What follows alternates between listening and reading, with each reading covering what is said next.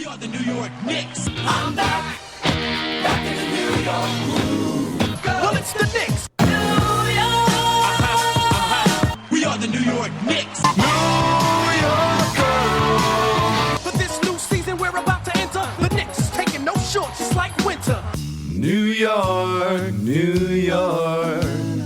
New York be about the Knicks, huh? But the best thing about New York City is K-N-I-C-K-S. Everybody say go New York, go New York, go! Go New York, go New York, go! Hey everybody, welcome to the New York Knicks podcast, episode 680, which coincidentally is also the amount of three-pointers the Celtics missed in the first two games of the playoffs.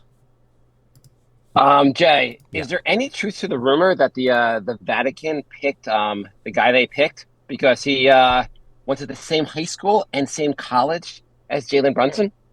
Yeah, so the new pope is a Villanova alumni. So I guess that means God wants the Knicks to win this year. I think this is the sign from God. Everything's coming together. Our show is ending. God wants the Knicks to win. Everything's coming together. So God is like, down by 20, I'll fix this. So we got a couple messages. A couple of them said don't record because they don't want us to jinx the Knicks. And a couple of people said we can't wait for our reaction to the show. So our Knicks curse is that the day before we record, the Knicks lose. So we're spacing it out. We're doing it on Friday. The Knicks have already won their games, and we're not jinxing Saturday's game because it hasn't happened yet. We will not do an episode Sunday. Jay's like, do you want to record Sunday? I said, I paid a lot of money to go to the game on Saturday. I'll murder you if you try to record on Sunday. Yeah, we don't need the curse ruining Saturday's game. So we're not recording Sunday. We are not recording Wednesday. We'll figure out our schedule going forward. This is we're trying not to curse the team, but we do want to react to two unbelievable games. Right. Holy crap. We can't do the show for 15 years and then not do a podcast during like what might be their deepest playoff run in 20 years. So we're doing what we can. Oh my God. I mean, the chances of having one 20-point comeback and two in a row, it is mind-boggling. Like we would just have predicted. You and I would have just said, like, oh, the Knicks are going to win this series. Like, I don't think gun to our head we would have said the Knicks would win this series. How shocked are you, Jay? They're up 2-0. This is my wildest dreams. I couldn't have expected the Knicks to be up 2-0 in the series. I am absolutely shocked they're up 2-0, but also 2-0 being down 20 points in each game, which has literally never happened in the history of the NBA. Tens of thousands of games. It's never happened. So if you could get that bet on DraftKings, it would have been like put down $1. Knicks will be up 2-0, both 20-point comebacks. On that dollar, we pay you $1 billion. On that dollar, you get the rights to the entire company. You get DraftKings if that happens. Like it's just mind-boggling. Yeah. So I thought coming into this series, I think we said in the last show, if the Knicks are going to beat the Celtics, they need to be at the top of their game, playing near perfect basketball, making their threes, doing everything right. Yeah. And so far, I'm completely wrong. It's just play shit basketball for 42 minutes and then pick it up when it counts. Yeah, so game 2 was their least efficient offensive game of the entire season. Entire season? Yeah, they scored less than 1 point per possession, which they did not do the entire season.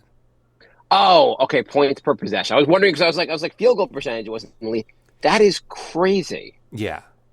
So, I mean, there's stuff on both sides. The Knicks can play better. The Celtics can obviously play better.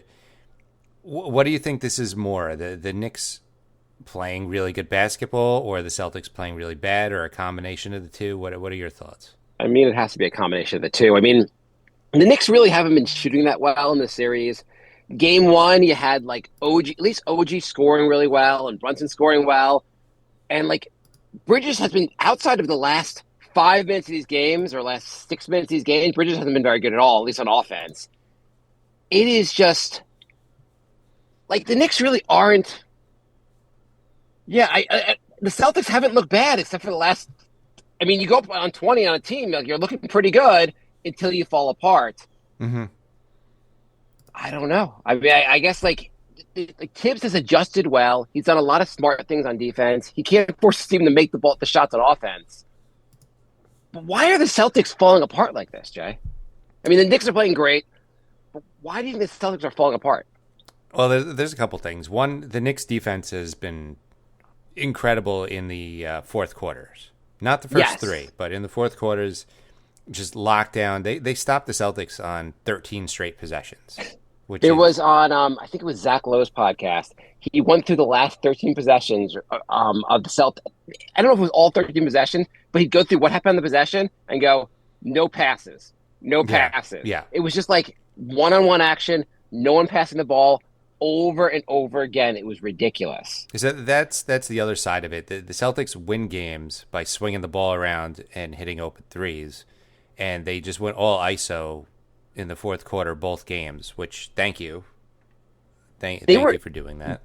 There's videos online you can find people like showing like adjustments Tibbs made on defense. Yeah, and the last game 2, they had. This may be the second to last offensive possession. You have Tatum going down the stretch of the floor and dunking, and you're like, shit, why can't we stop that play? Then on the last play, Tatum pretty much goes for the exact same play. Yeah. The difference being on the play before, you had OG try to meet them. OG tries to meet Tatum mid-court, he gets picked, and then Tatum goes right by Mitch and dunks. Yeah. The second time, the adjustment really is that OG and Mitch do not try to meet Tatum at the half court. They try to meet up at the 3-point line, kind of closing off Tatum's options. Tatum doesn't want to go against Mitch. He goes left instead. OG blocks. OG basically kind of prevents him from going to like. What happened is Mitch forced Tatum left. If he went right, it was Brunson and Towns. If he went left, it was Bridges and OG. So he let. I mean, he wasn't able to completely stay in front of Tatum, but he did his job by forcing him left right into OG, and he didn't even see Bridges coming over either. So, just really, really nice final play there. Also, just Bridges. Both games ending with Bridges making the deciding play at the end of the game. Like game 1, where he ripped the ball out of was it Jaylen Brown's hands? Yeah. In game 1. Yep. And then game 2, he's like, okay, well, Tatum's not really passing at this point, so I'm just going to go in there and just swipe the ball. I can leave Brown because I know Tatum's not passing the ball to Brown at this point. Right. So, the thing is, the Celtics were a dangerous team because they were very deep. They were like 9 deep. Hauser's out now. Porzingis has got this weird virus thing. He could barely play. So they're down to like 7 guys, which is pretty much what the Knicks are at. So their depth is not killing the Knicks like it was earlier in the season. And people are speculating that maybe Tatum has something wrong with his wrist, which is why he can't shoot, or I don't know. I mean, they're not going to play this bad the whole series, but on the other hand, the Knicks haven't exactly lit it up either. Brunson probably had his worst playoff game like ever in game 1 until the end of the game, until the fourth quarter. Right. Towns wasn't good for pretty much the first Towns was game. invisible in game 1. Yeah. So, I mean, both sides the Knicks can take it to better. another level, clearly, on offense. Yeah. So I expect game 3, both teams look way better, and it's going to be a much higher scoring game. You think so? I do. I'm hoping it would just be great if game 3 is that game where the Knicks finally are just like knocking down all their shots, and the Celtics are like still terrible. I mean, that would be great. The Celtics, that would be great. Maybe the Celtics can miss only 28 threes in game 3. Each game they take the number of threes they miss a little bit down a level. Right. 45 to 30, maybe 28 here. By game 4, they're only missing 25 threes. Like, they can do that. I have faith in them. So I mean, I felt that the reffing was completely lopsided in the first two games, to the point where I was like, this series is just rigged. And the Knicks overcame it anyway. I'm fully expecting, we're recording this on Friday, the refs aren't announced till Saturday morning. I'm fully expecting Scott Foster for Game 3. I actually, I don't know. I don't know if you already know this, but they already announced a couple of the refs. So Sam Hauser, actually, because he can't play, is going to be one of the refs. Mm-hmm. They're also going to, yeah, you didn't know Sam Hauser is going to be the referee? Oh, it's going to be what? Hauser, Paul Pierce, and Brian Scalabrine. Yeah. Antoine Walker actually is going to make an appearance. He needs the money. Yeah, I did not think it was officiated even close to evenly. And I think if they have an evenly officiated game in Game 3, the Knicks are going to win by like 15. I think the refs, just like refs are like, we've done our job. This off by 20. There's nothing else we need to do. Oh shit! Right. Okay. Well, now this tonight. Last time, I mean, like this, they're not going to blow this thing. Celtics, we're doing holding our we're doing our part. Why can't you guys finish a goddamn game? Yeah, I mean so. Go ahead. So one thing I was thinking the Knicks should do for this game. So do you think Tibbs is going to make any major changes, or should he make any changes for Game 3? No, I think. By the way, Tibbs outcoached Missoula. We have to give him credit for that. When he was about to put OG back in, and he saw that they were intentionally fouling Mitch, and then he told OG to go sit back down just so they could pick up an extra foul, get in the penalty, and then sit Mitch. That was nice. The Celtics are clearly scared. They don't want Mitch on the floor at all. Right. Missoula, like, just intentionally going into the penalty, even if you're trying to get Mitch off the floor, seems. Also, it's Mitchell Robinson. It's not like it's not like you have like Shaq out there. They're this scared of Mitchell Robinson. He feels like their inside game is completely taken away, and maybe he felt like that's why Tatum and Brown were jacking up shots even when they couldn't hit them, because they did not want to go into the paint with Mitch there. So I'm guessing that's what his thinking was. So here's the adjust. He was also saying that he was talking about Mitch's plus minus when he talked about that at the end of the game. So yeah, Mitch is a plus 19, and he mentioned that in the post game. Yeah. Here's the adjustment I would make. I don't think Tibbs is going to make this adjustment, but the adjustment I would make, I would start Mitch. Well, I mean, we've been talking about that since before the playoffs even started. Right. I think that was the adjustment I wanted Tibbs to make for the entire playoffs. Yeah. But really here, the benefit of doing that, beyond the fact that like it's giving the Celtics problems, is that if you have Mitch and Towns out there to start the game, you can't in the first minute of the game just start intentionally fouling Mitch. Right. So like you're going to be like, well, I'm not going to go to the bonus 11 minutes, like 1 minute or 2 minutes into the game. That'd be insane. Yeah. Although it would be funny if they did. It would be really funny. The game starts off, Mitch is on the floor, and they're like, it doesn't matter. Just foul it. Like they're like, Tatum, use 4 of your fouls on Mitch right now. So yeah, it's getting interesting, because if Porzingis can only play like 10 minutes a game, that's a huge part of their offense.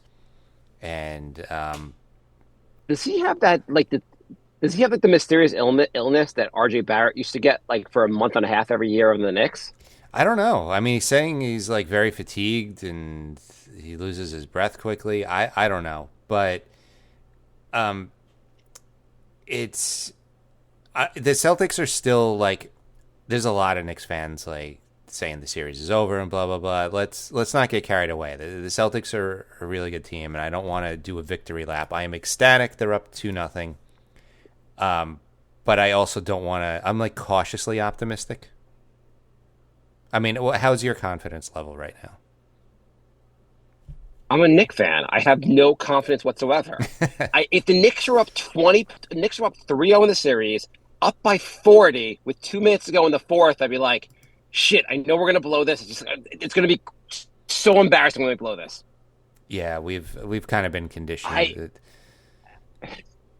I mean, even like growing up This in the is- 90s, I mean- like Starks 2 for 18 and the Ewing finger roll and the PJ Brown suspensions and like we're just used to stuff. So, yeah, we're I like would say, nervous a little bit. yeah, I would say so. Vegas still has the Celtics winning the series, by the way. You know that. Well, kinda. The Knicks were like a minus 600, and now they're a minus 100, which means a lot of people are now changing their bets. But Right. Well, first of all, it'd be weird if they were still minus 600. They're just no. I mean, the 2-0 doesn't even matter.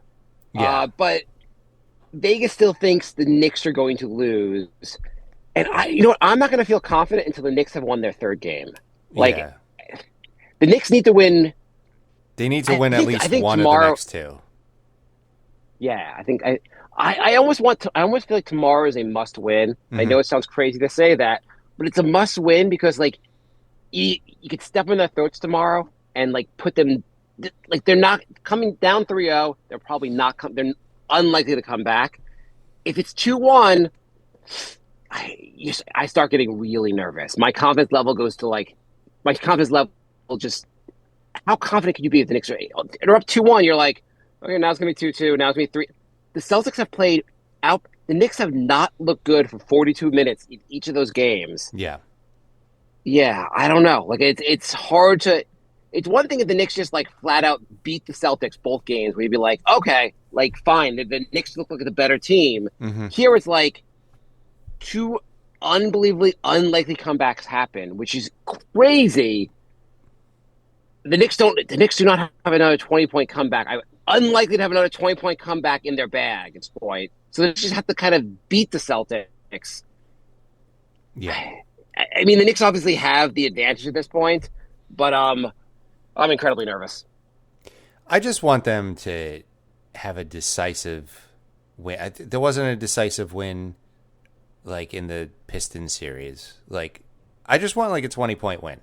Their Right. biggest win of the whole playoffs was 11.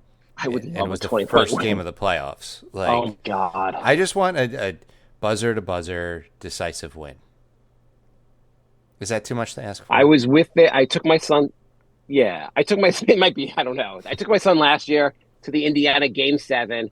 That was the decisive victory for Indiana. Unfortunately, I'm taking my son tomorrow. This needs to make up for the Game 7. This needs to be just an. It's going to be unbelievable at MSG tomorrow. The Knicks better just goddamn win this game.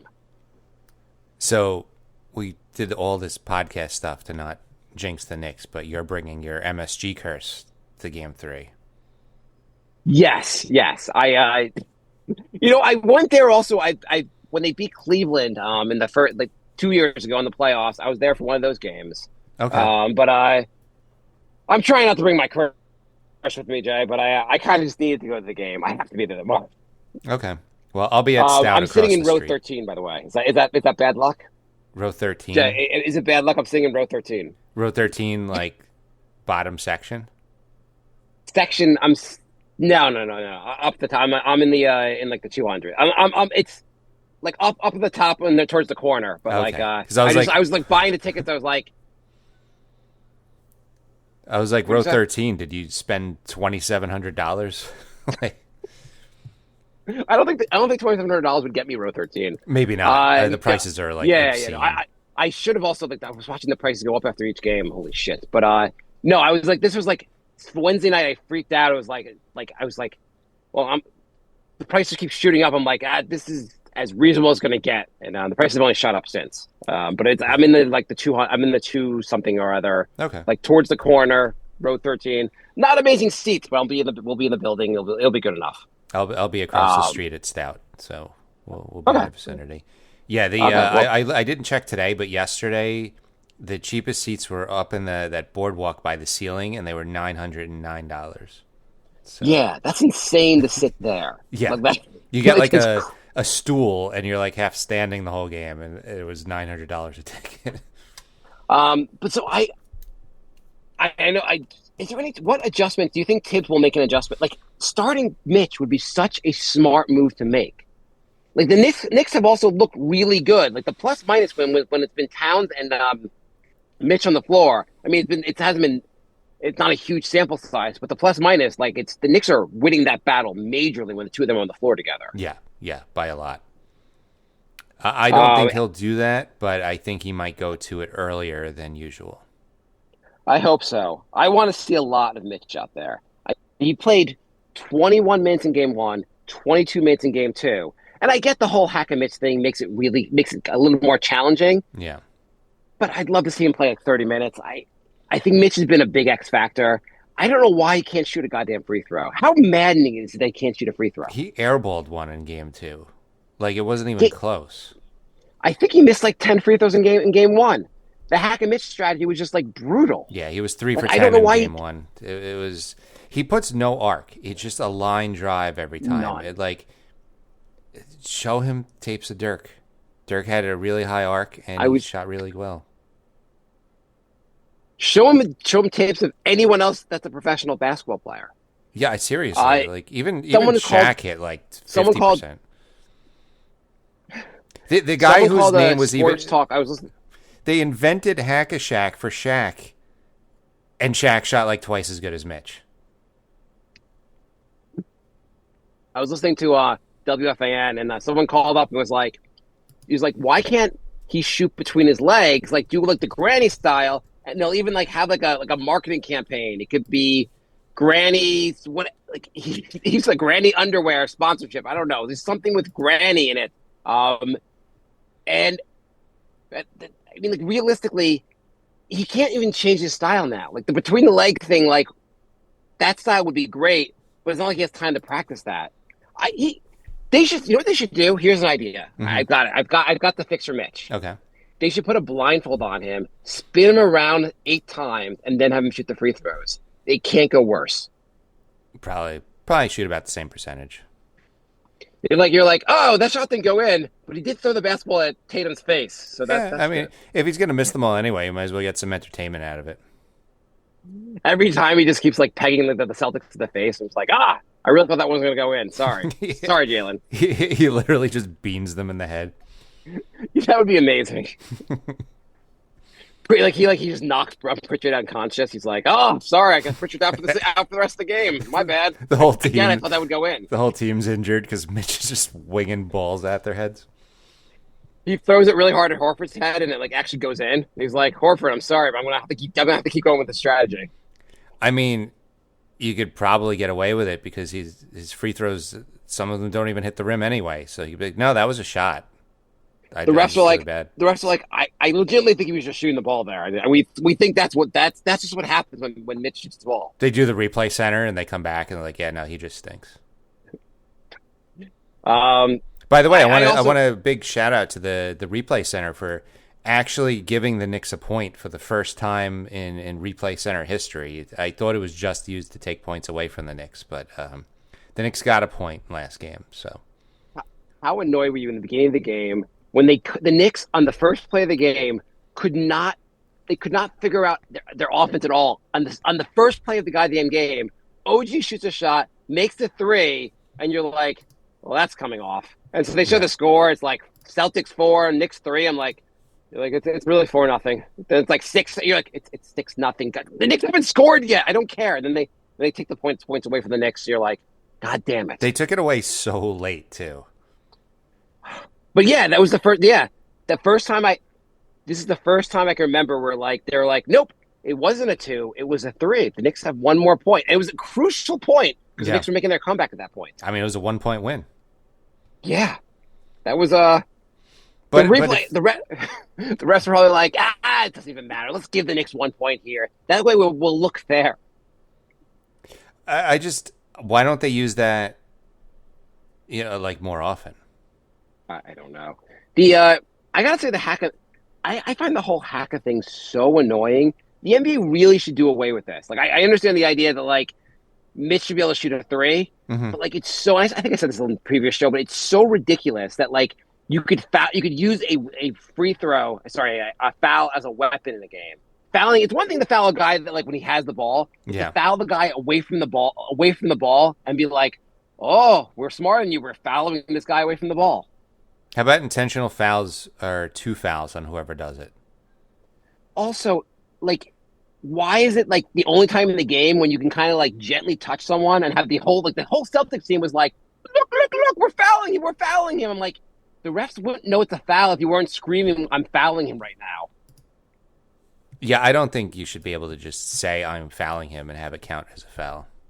Yeah, you want to foul him, then let's go by how the game is being reffed. Do a hard foul on him and get into a fight. Let's do that. Do a randomly hard foul on Mitch. He can punch you in the face thereafter. Let's go full 90 style. Well, I mean, there was a play where Brunson could have drove it to the net, and they yelled out foul, and the whole drive was stopped. So like, right, it's so ridiculous. Yeah. Like in hockey, like hockey is a better system where you got a penalty. The penalty is not going to start until the opposing team touches the puck. Mm-hmm. Which is a better. I don't know. You shouldn't be able to use a foul as a deferred advantage. Right. But yeah, I like that. Continue the whole play, and then if they don't score, then it's a foul. Yeah, exactly. So what's going to win out here? Are the Knicks going to be able to like start making their shots, or are the Celtics going to be like, we're going to finally fix our shitting the bed problem? I don't think they're going to fix their shitting the bed problem, but I do expect them to shoot better. I said it before. I think both teams are going to shoot better. Yeah, I mean the Celtics really. The Knicks are doing a great. So some of the things to praise Tibbs for is they're going. He obviously studied the film of like how Orlando played the Celtics and other teams played the Celtics, and the Knicks are just switching on everything. What do you think about that strategy to switch on everything? When you have enough defenders that are good at it, yeah, absolutely do that. It's just like the Knicks are going to be hurt by the Celtics. Even though they were switching on everything, I guess in game one they claimed the Celtics had like 30-something or 40-something open threes, which is crazy. No, in game one they took 60, and ESPN said that 56 of them were open. Doesn't seem right to me. I don't think 95% of their shots were open. I know the Knicks aren't great at covering the 3-point line, but I think they're a little better than that. Yeah. I thought in the beginning, so game one had the Celtics missing all these threes and just taking too many threes. I thought for game two, the law of average, the Celtics are going to hit more threes. They didn't actually hit a higher percentage. But like the start of game one, it was like the Celtics were like, okay, we did all this 3-point shooting. We've learned our lesson. Jaylen Brown was really driving to the basket a lot. And they were trying to like score in the paint a lot. And I was like, oh shit, the Celtics figured it out. But then they stopped doing that later in the game. Yeah. I mean, I'm glad they're being really dumb at the end of games. I don't know why they're doing it. They're a championship team. They should know to not do that, but I am glad they are. It's amazing on both games how angry I've gotten and then found out I'm wrong. Yeah, I also want to give credit. Brunson played some good defense, especially in game two. I mean, Jaylen Brown was driving right at him, and Brunson held his own. He even got a steal off of a Brown drive. So that's huge, too, because if you can't try and attack Brunson the whole time, like a lot of their driving goes out the door, too. There's just some funny stats in the series. If I told you, if I didn't tell you the outcomes of the games, but I just told you in game one, the Knicks are going to miss 14 free throws. In game two, Josh Hart's your leading scorer. You've been like, okay, we're down to 0-2. What are you going to do? We got to come back now in New York. Yeah, if you told me Josh Hart was the leading scorer, I would be like, oh, so there was like 30 minutes of garbage time and the Knicks lost by 50. I'm like, Josh Hart's not going for 40, so something went really bad if Josh Hart is the leading scorer. No, the Knicks won the game. Forgetting the down 20 part. Yeah, it was just like I mean, the thing about this series also is the Knicks have to win this series now because the first two games were so much just so amazing to watch. I can't have them be a footnote, basically. I can't, if the Knicks lose the series, they come back these two games, it's like a footnote, like, oh, whatever. Mm-hmm. If they win the series, these are like just such a memorable, this go down in the Knicks history as like a memorable series because of what happened. Oh, yeah, absolutely. I mean, if they lose, it's like, okay, the Knicks put up a better fight than we thought they would. But it's also like, LOL, the Knicks blew a 2-0 lead with home court advantage. So Yeah, definitely want to see the Knicks hopefully just win it out in the next two games, but at least win one of the next two. Does it make you nervous that the Knicks were up 2-0 last year? No, because the Knicks had 6 guys injured last year. So, I mean, That's the right answer. yeah. I mean, like, it's context means something, and the fact that they were up 2-0 last year means absolutely nothing because they had 6 guys. They had 4 guys injured going into the series, and 2 more went down after game 2. So, like, yeah, great. Indiana came back and beat, like, the Knicks bench, fully healthy, barely in 7 games. Like, whoopee. They're the biggest frauds in the NBA, by the way. Now they're beating the Cavs because the Cavs have 3 starters out. Like, first of all, I don't know if they're frauds. It's not their fault that their opponents are injured, but they're getting pretty lucky. They're obviously. frauds because when they played a healthy team, they got swept last year. Yeah, again, I just don't think it's like frauds. It's just like they're gotten lucky as far as their opponents. I mean, what are you going to say? They're going to play a healthy Knicks team and they're going to get swept in the conference finals. They're frauds. That would be wonderful. I want that rematch so badly. I felt like coming into the series, like Celtics had certain advantages that really like gave them big advantages in this series. One of them, I felt anytime the Knicks have played the Celtics in the regular season, or at least like this year, KP Porzingis has been such an advantage. He's been hitting so many threes against the Knicks. He just makes a huge difference on the floor. The fact that he cannot play this series or that's a huge advantage for the Knicks. Like he can play but barely play. Yeah. That's huge. And then you pointed out earlier the bench. Like I thought the bench was a huge advantage for the Celtics, but with Sam Hauser injured, it's just Pritchard. Like Pritchard's good, but it's not. I know he's 6th man of the year. It's not quite the advantage that that you thought the Celtics had going into the series.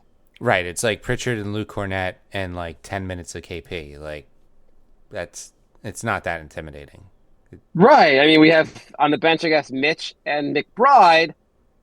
I'd say this one's even. Yeah. Yeah. Totally evened up the disadvantage going into the series. I mean, McBride's not going to give you quite as much on offense, but the defense is better with Mitch. Like, clearly the Celtics coach is scared of Mitch, so that's a big deal. People are like shocked that the Knicks are being competitive in this series, and they seem to forget that Mitch was out for the first 4 games against the Celtics. The one game he did play at the end of the season, the Knicks took the Celtics to overtime. So Celtics were missing. Are they missing KP for that game? They're always missing KP. I mean, they're missing KP now, so like right. They knew that KP was a huge injury risk when they got him. So I can't say poor Celtics. They knew what they were getting into. They gambled, and their gamble's not paying off right now.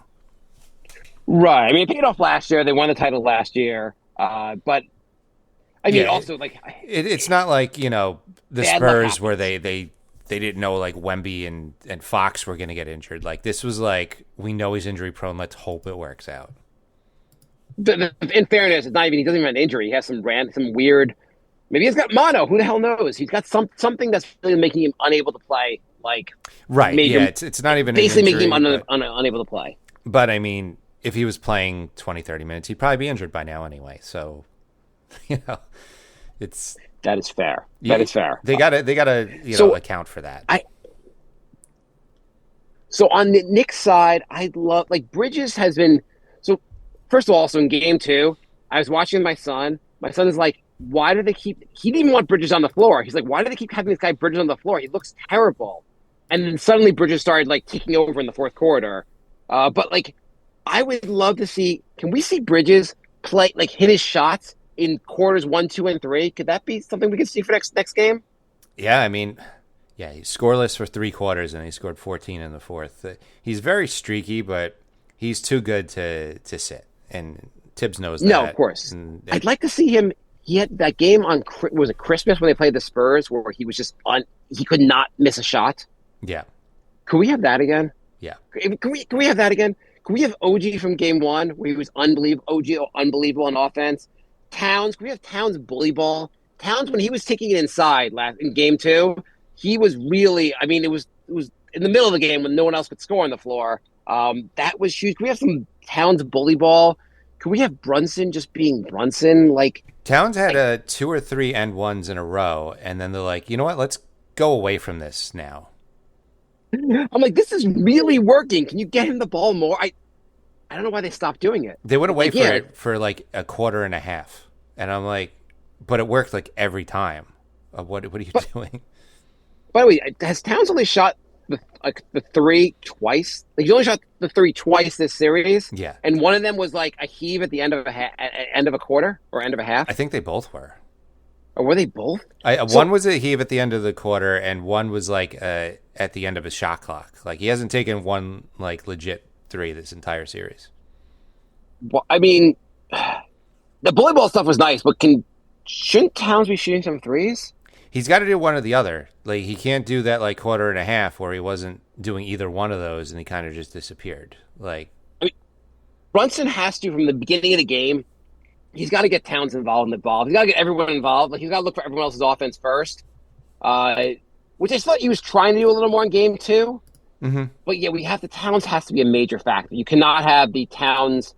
I mean, I guess both games were victories, but you can't have Towns scoring like 10 or 11 points. He got 21 points in game 2. I'd like to see him get 30 points in game 3. He's got to be a major factor.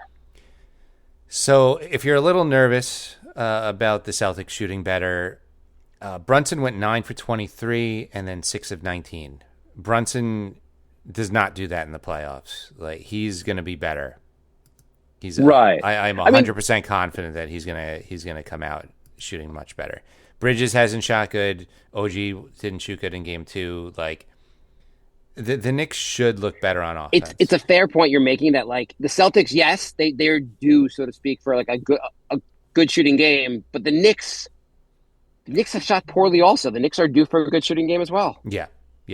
This isn't all on the Celtics' bad shooting. The Knicks won despite shooting terrible in game 2. Like the Knicks shot 29% from 3 and 43% from the field, and the Celtics shot worse, but only slightly. They shot 25 and 36%. So, 29% and 43% is not good. So the Knicks have much more room for improvement. Do you think if you scrolled long enough on Twitter, you'd find at least one Knicks fan saying that the key to game 3 would be starting Tyler Kolek? Probably. I mean, the internet's a cesspool. There's nothing but bad takes on there. Or someone being like, man, the Knicks would be up even more 2-0 if they had kept RJ Barrett. Mr. C said Porzingis has the snake flu. And I'm seeing one ticket for tomorrow sold for $31,000.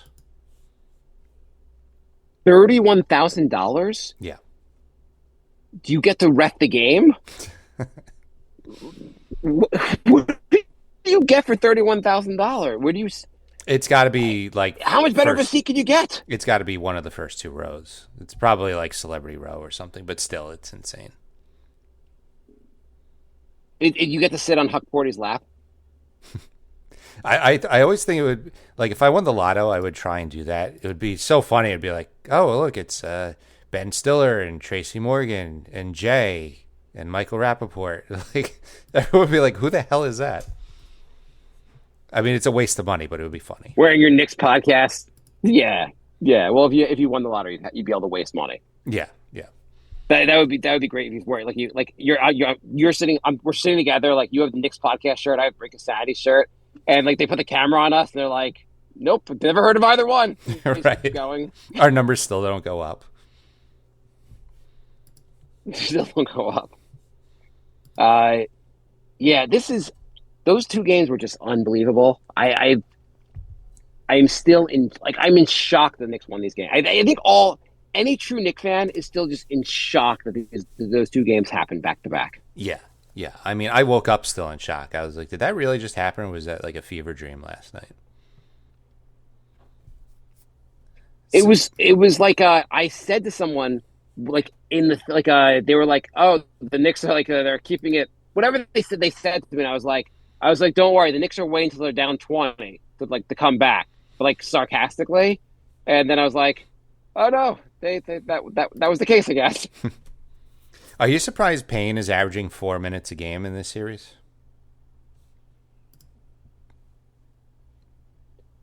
What it's hard to really get mad at, like, say, Payne is playing poorly when he's only playing 4 minutes, but he hasn't looked good in those 4 minutes. There's nothing when I've seen him out there. I'm like, we could just not have him on the floor.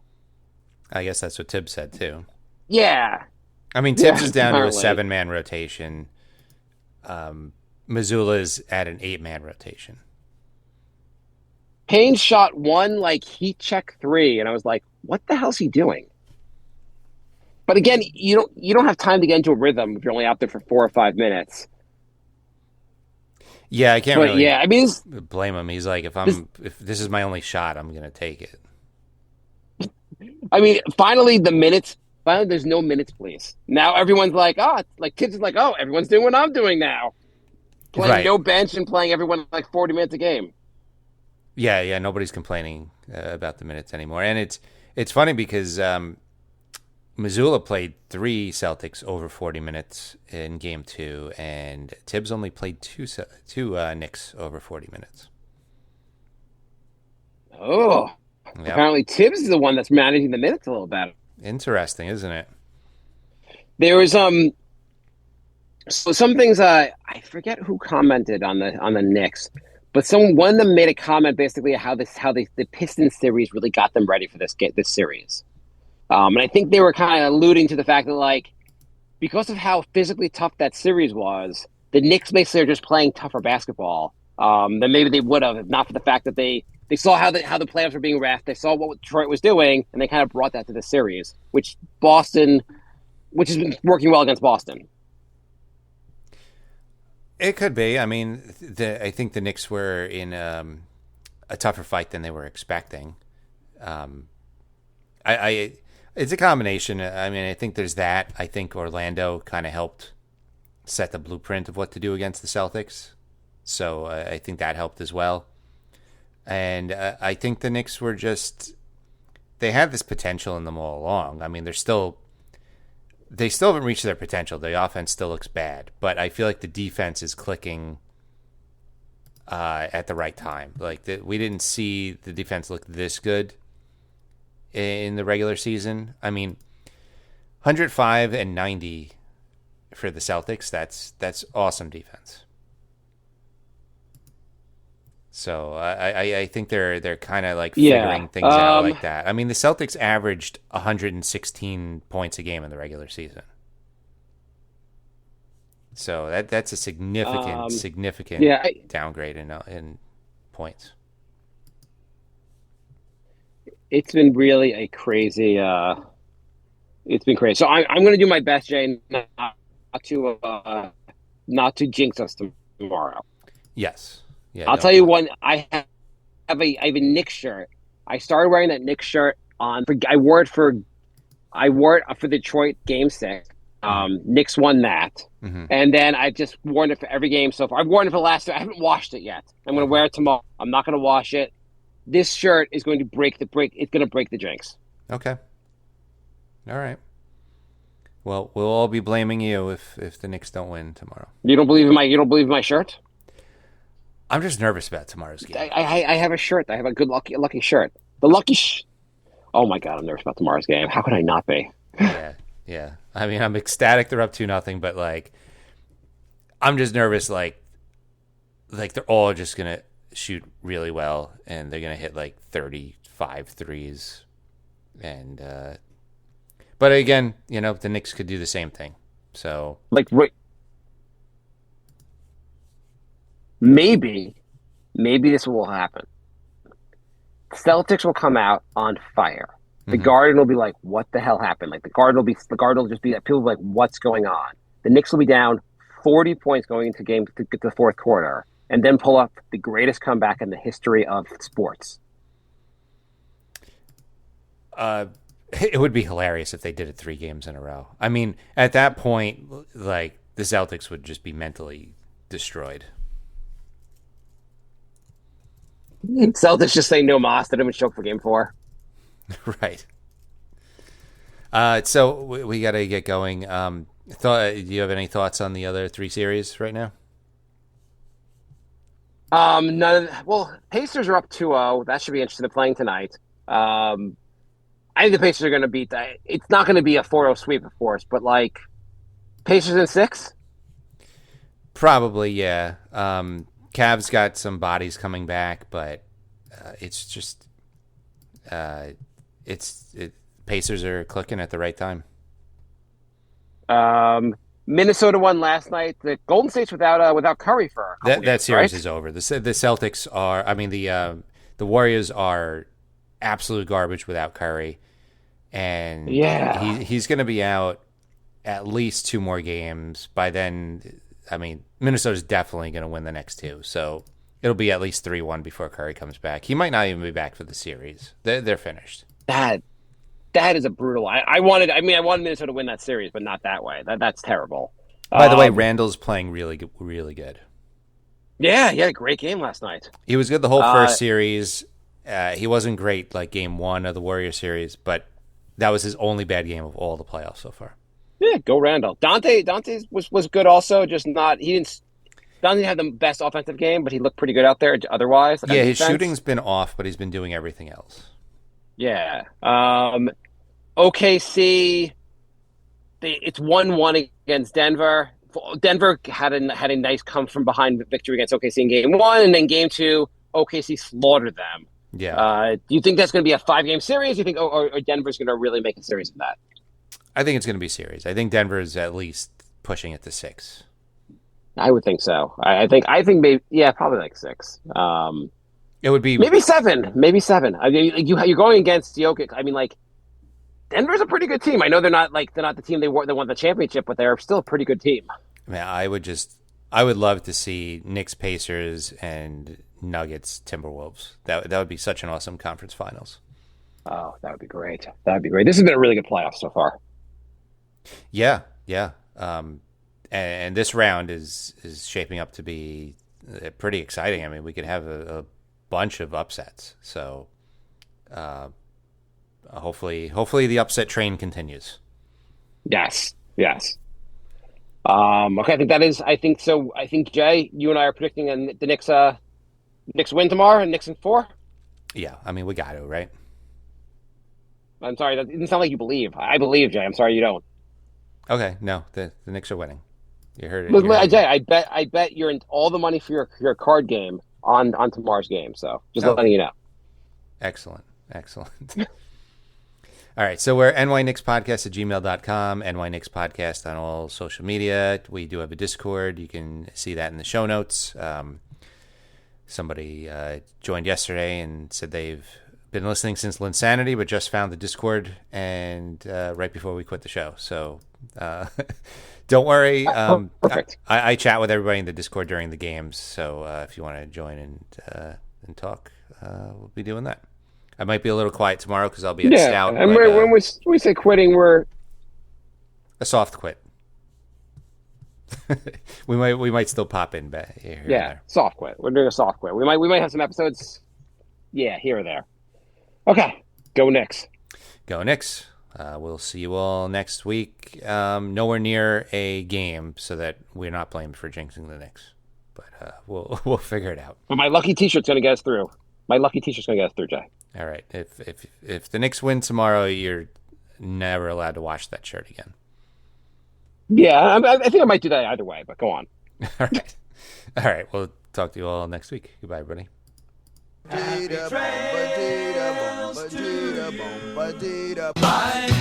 love. Goodbye, everybody. Goodbye. It's all over. Goodbye. It's time to go. This is the end. Say goodbye. You better go away. I'm gonna leave you. It's the end. Goodbye. Goodbye. Just leave me alone. Feels so good to say goodbye. I'm sick and tired and I'm saying goodbye. Goodbye, girl. Goodbye, everybody. All right.